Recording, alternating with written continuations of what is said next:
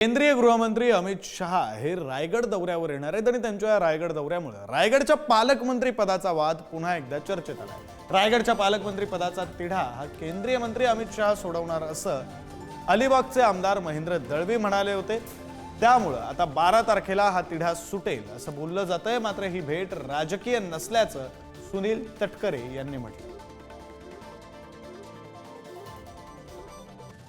परवाची भेट ही अतिशय वेगळा करण्यासाठी आहे। छत्रपती शिवरायांना अभिवादन करण्यासाठी देशाचे गृहमंत्री त्या ठिकाणी येतात।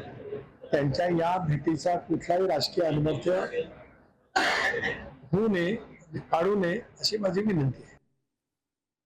दरम्यान अमित शहा यांच्या रायगड दौऱ्यावरून सामाजिक कार्यकर्त्या अंजली दमानिया यांनी एक पोस्ट करत निशाणा साधलाय।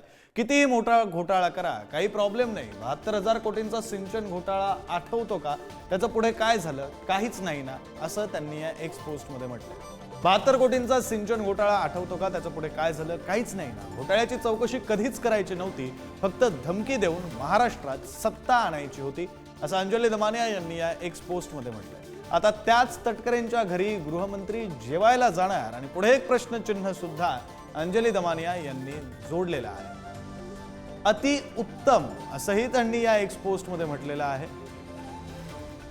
ईडी आणि एसीबी अर्थात अँटी करप्शन ब्युरो आता गुंडाळून टाका असं सुद्धा अंजली दमानिया यांनी या एक पोस्ट मध्ये म्हटलं।